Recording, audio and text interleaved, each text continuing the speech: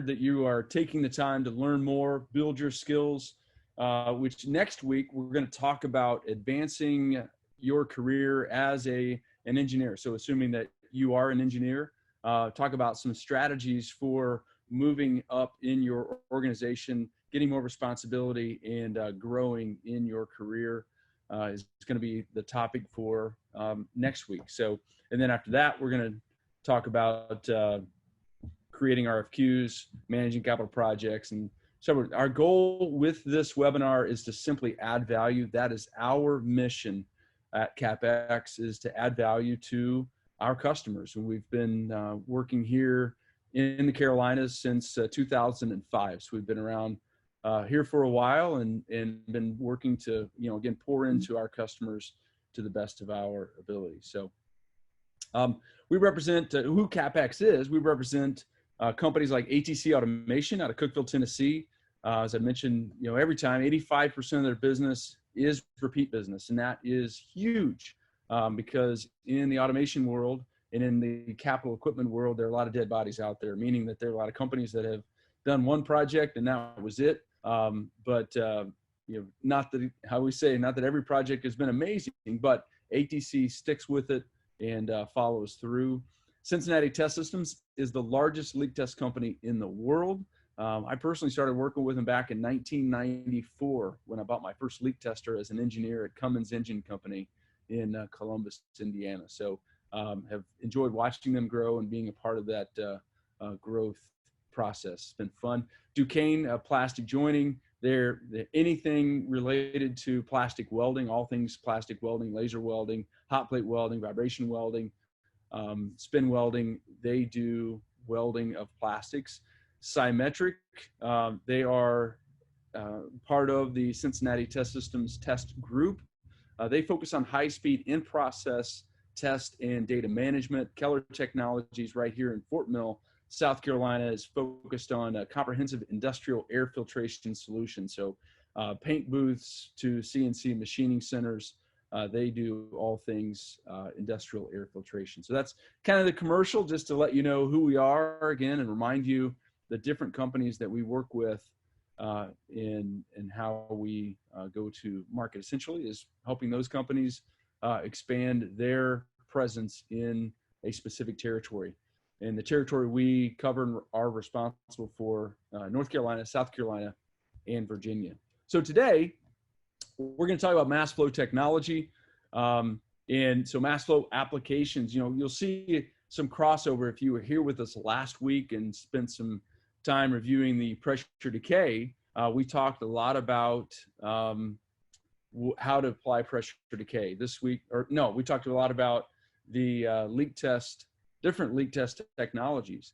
For mass flow, fluid reservoirs, very common, engine assemblies, intake manifolds, radiators, catheters, reservoirs for appliances. So the unique aspect, and we'll talk a lot about this, the unique aspect of mass flow is that it is not volume dependent, meaning that you could test a beach ball and then test a soccer ball. And as long as you had the appropriate timers for being able to test the beach ball fully, you would be able to test the smaller soccer ball with the same setup. So mass flow is not volume dependent, and most of the other pressure decay, differential pressure decay, most of the other technologies are volume dependent, but mass flow is not. Now, there are ways that we apply mass flow that do make it volume dependent, but by and large, the mass flow that we're talking about today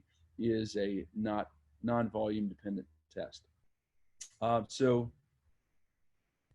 some of the principles, sorry about that. Not sure why that no speaker sign is on there. Had me freaked out for a minute.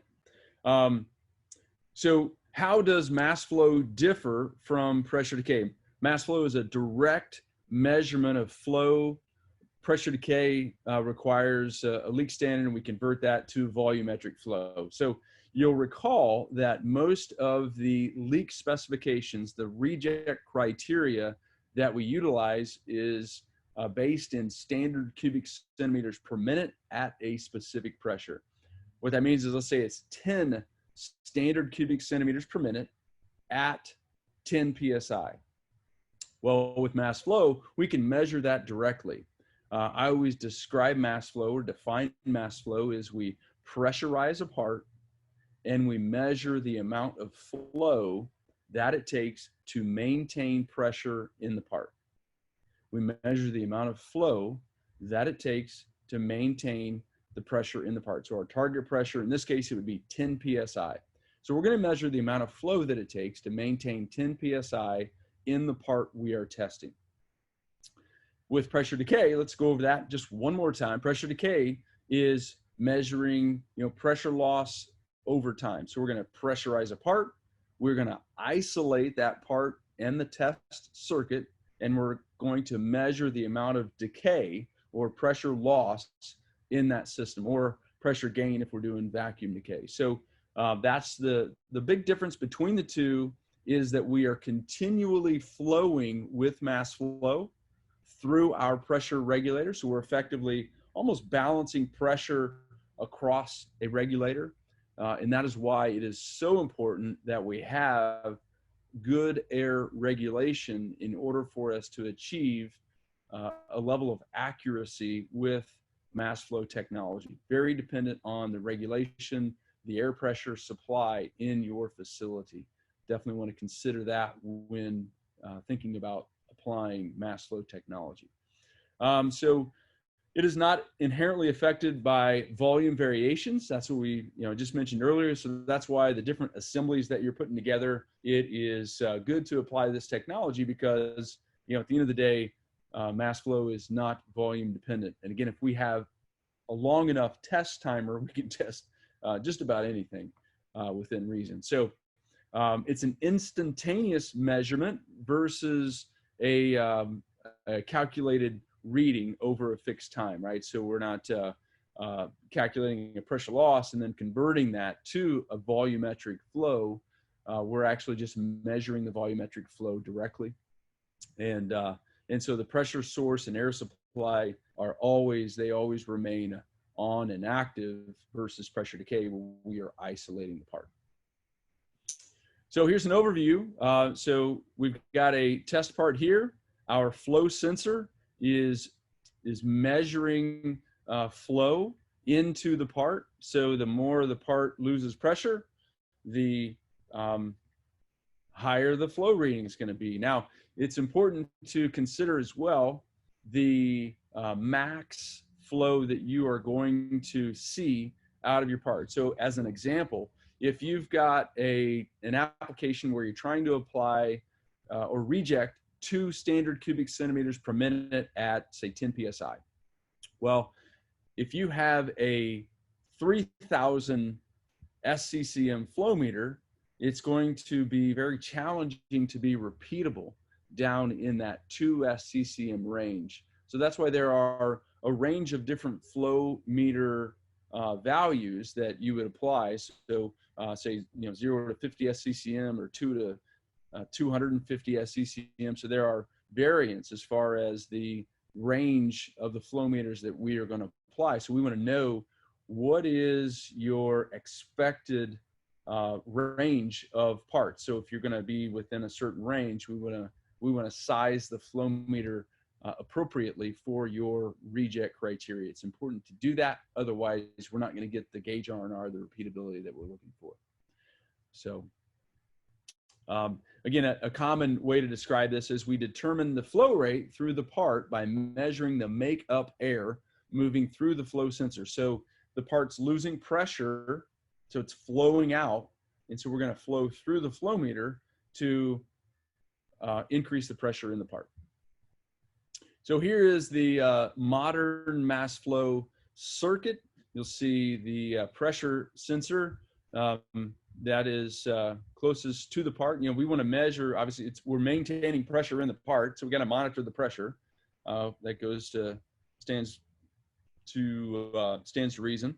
We isolate this this flow sensor. So when we're pressurizing the part, we don't want all of the air to go through our flow sensor. That doesn't make sense. There could ideally it's going to be clean, dry air that we're putting in there, but we don't want to run all of the flow through the flow sensor. It will ruin the flow sensor. So what we do is we isolate the flow sensor. We have a fill valve that we fill the part through. And then once we achieve the pressure that we are targeting, we then switch and finish completing the fill process through the flow sensor. So that is how mass flow works. And ideally, in some applications, we've got this buffer reservoir. And the reason that we want that buffer, again, is to ensure that we've got a steady air pressure. If you've got a workbench next to a mass flow sensor and you've got an air hammer as you tighten bolts and whatnot, that's going to draw down. That's going to cause a lot of vibration, shaking in your facility. And that is going to make for some challenges as it relates to getting repeatability utilizing mass flow technology, largely because the regulators in the instrument are bellows style, meaning that they adapt up and down is how they are so precise. And so anything that causes that air fluctuation is going to cause we'll see that the instrumentation, the flow meter is going to see that. It's going to pick that up and it's going to cause us some problems. So the mass flow cycle, very similar to the pressure decay cycle, with one exception. You will not see stabilize in here. So we're going to have the cycle up, and then or pressure, pressure up. We're filling the part up, or a high amount of flow, and then here is the so we got high flow. This is through the circuit. Then we isolate, and now we start flowing through the flow meter. And this is the remainder of the cycle. Ideally, we're smoothing out near the end. We're allowing enough test time to be very stable before the test is completed. So mass flow, which you don't see in here, is the stabilization time that you would normally see in pressure decay. Now, that does not mean that stabilization is not important. And it's often confusing when customers are comparing mass flow to pressure decay. They say, well, gosh, we don't have the stabilization timer that we have in pressure decay whenever we're using mass flow. But the reality is physics takes over, and we still must allow the part pressure to stabilize in the part before we can truly begin to measure the flow with any level of consistency and accuracy. So while it's a bit deceiving that stabilization isn't there, it's likely that our cycle time is going to be similar with mass flow than it would be with pressure decay. However, on some applications, we're definitely going to be more accurate, repeatable with our mass flow technology, because pressure decay, the larger the part, the more challenging it is to get that repeatability that we're looking for with pressure decay technology, which is mainly based off of pressure loss over time. So hopefully that all makes sense.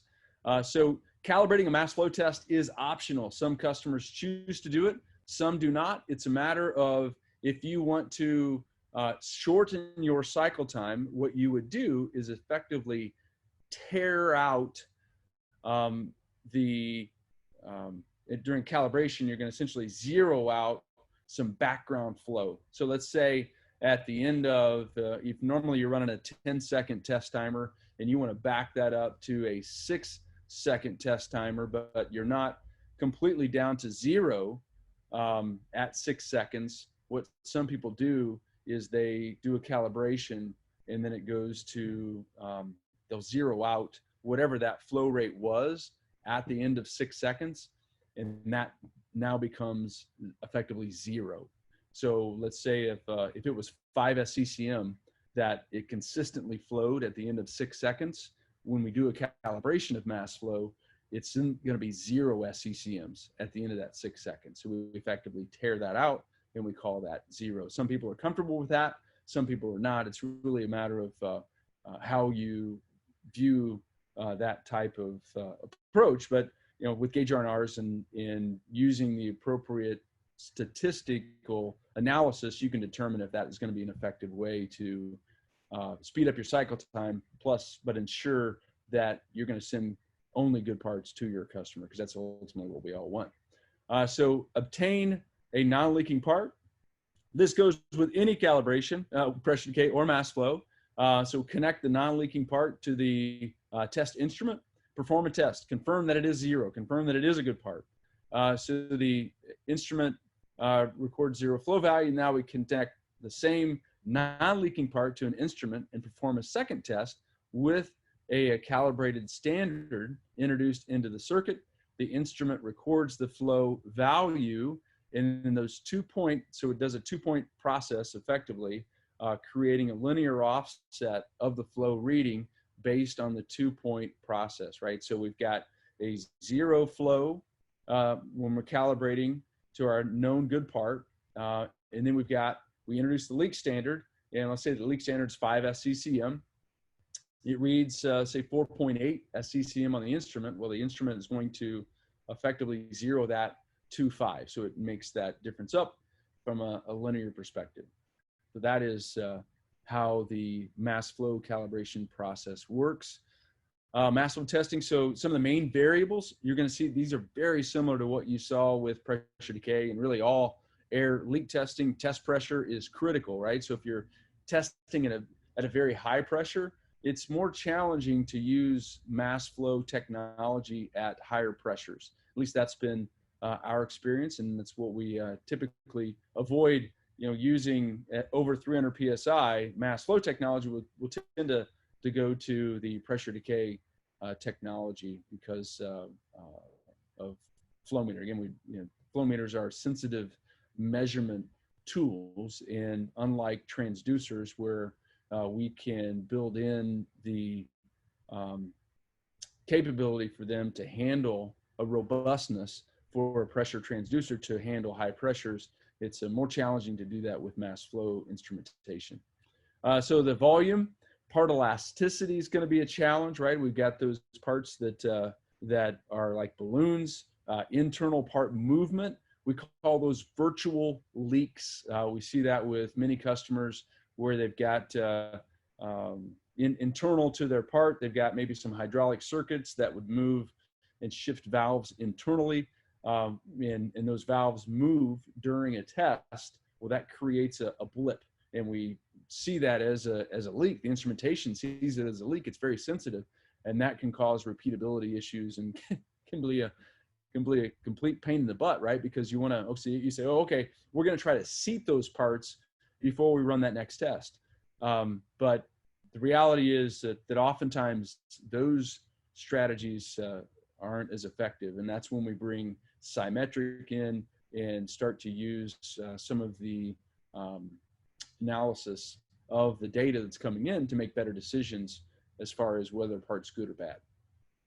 So clamp and seal techniques, absorption of porous materials. If we're leak testing a filter, right, a filter is made to absorb, and we have to keep that in mind. Carbon canisters is another great example. Carbon canisters, they are made to absorb gases. So when we pressurize a part, it absorbs that gas. So it's absorbing the air into the carbon, and that makes it appear as though it's leaking, when in reality it's not. So the leak rate, really important for determining whether to apply mass flow technology. Temperature is a concern. We've got those adiabatic temperature challenges. Ambient temperature effects can be an issue. So adiabatic are the temperature effects of the air pressure putting into the part. Of course, ambient temperature is just the temperature of the air around. So if we've got fans blowing, it's still going to be a problem with mass flow technology, just like it would with pressure decay technology. Regulation of the source pressure, that's very important, and that is a big differentiator as it relates to mass flow versus pressure decay. So that regulation of the pressure source is going to either be good or it's going to suck. And if it's not good, then it causes some real challenges with our repeatability, vibration, different things like that will require us to take some additional measures to isolate the regulators and minimize the impact of the pressure fluctuation on the instrumentation. So important For proper operation, obviously clean, dry air, that goes without saying. We need consistent air pressure regulation. I keep harping on that, the importance of that. We need a properly sized flow meter. I mentioned that already, whether it's, 0 to 50, or technically, maybe half to 50, or a half to 10, or 2 to 250. We got to make sure that that flow meter is effectively in there. So effective arrangements too for gross leaks. One of the biggest challenges that we used to have with flow meter technology is if you have a part and you're in the middle of a test with a flow meter, the operator pops the plug off. Well, that air release from the part causes a mass of air to flow past our regulator because it's constantly applying makeup air. All of that makeup air goes through our flow meter and can cause some damage to the flow sensor because of the rush of air going through. So we got to be cognizant of that. We've continued to put protection in place to protect the flow meters, but it can still be a challenge that we have to manage through. Differential mass flow is similar to the differential pressure decay method, but effectively what we're doing is we're using a reference volume as opposed to using a constant flow pressure to monitor flow out of a part. So it's another method of measuring makeup air. So you've got a finite supply in this situation, so it can be a way to achieve a more accurate test and more repeatable. So with those lower leak levels, it is a strategy for being able to, again, be more accurate and achieve better levels. But there are challenges that go along with that. So the reference volume, size, and configuration, and distance from the part. There are any number of things that we've got to take into consideration when we're putting together a differential mass flow application. So typically, large parts are what we apply mass flow technology with. Parts that have inherent volume variation, as I mentioned before. People say, what is that variation that's allowable? We use a general rule of 5%. Parts with inherent leaks, which are difficult to seal up for calibration, or they have large leak rates, 1,000 SECM, 2,000 SECM, 10,000 SECM. Mufflers are a common, we commonly use mass flow technology when we leak test an exhaust assembly as an example. So it's not that they have to be airtight, but there is a leak limit, say 1,000 SECM, 500 SECM that's fairly high. So lab testing, it is a great tool for lab testing. When we do demos, most often we will use mass flow because we will not have to calibrate using mass flow. We can just measure the direct flow. So when we're carrying a demo around as a salesperson, the ideal demo is a mass flow because it's easy to use on every different part type, as opposed to having to find a good part, calibrating to that part, as you would be required to do with pressure decay technology. Some of the limitations, small reject rates can be a real challenge for mass flow. High vacuum applications with less air available to flow past flow meter can be a challenge. Test pressures under 0.5 PSI, that can be, those can be particularly challenging. I mentioned high pressure challenges.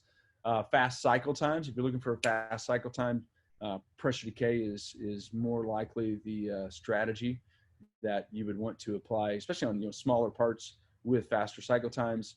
And so the tests require optimal resolution and repeatability. So when you have those type of applications, mass flow may or may not be the right strategy for your application. We've talked about some of these, but we'll talk about them again. So effective between 3 and 100,000 SCCM. We mentioned that flow range would be more ideal for mass flow technology, but that's not to say that we can't apply it to the lower reject rates. It's a matter of, again, applying the right technology for the right application, doing some lab testing evaluation to confirm, yep, we've got a plan moving forward that is going to result in success for protecting your customer and not you losing all your hair because you have to deal with a test that's very challenging. So We want to make sure that it provides a quantitative measure of your leak rate. Simple. It's very simple for the operator. It's independent of the operator, so it's well suited for high production testing, and the cost is dependent really on the sealing requirements. So very, very straightforward. Accuracy is dependent on the percentage of full scale air in your flow meter. That's what we talked about, scaling the flow meter accordingly, having the appropriate range and resolution for your application. The test media needs to be clean and dry, meaning the air that you're using, it needs to be clean and dry. We need stable air pressure. The environment needs to be stable as well, part temperature, volume, all those things still apply just like they would with pressure decay technology. So remember, we're measuring pressure changes effectively. Even though we're using mass flow, we're measuring a pressure change, right? We lose pressure, we need to replace that pressure with air flow. All right, so I rocketed through that. How did I do on unbelievable. Chris, we finally hit one we thought we would with mass flow as far as being within the time that we said. Are there any questions other than how did I get so darn good looking? No questions at this time on the chat, but we've got a couple minutes. So if anybody wants to add one here, that's fine. We'll be glad to answer it. If you think of something afterwards and would like to email us or give us a call, we'll be happy to field the questions and give you some feedback. Absolutely. So here is the how you connect with our team. We got Mike Dorsey. We've got Chris Mullins, who's speaking there with the voice of authority. In his other life, he was a radio disc jockey. And then we have Adam Hooper over in Western North Carolina and some select accounts there in upstate South Carolina. So that's the team. Proud of these guys. They are ready to serve you and do whatever they can to help add value to your process, your needs in the market. Again, we just want to deliver value to you as a customer.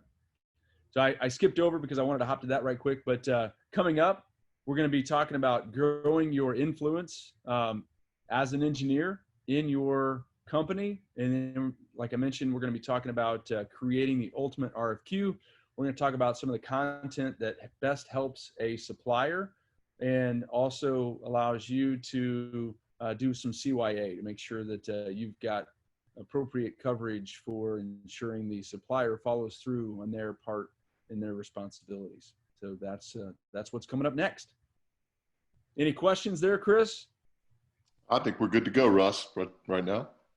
Okay, awesome. Well, so grateful for each of you for attending, for your attention, and we look forward to catching you very soon. If there's anything we can do, just reach out. Bye-bye. Thank you, everybody. Thanks, guys. Thanks, Russ.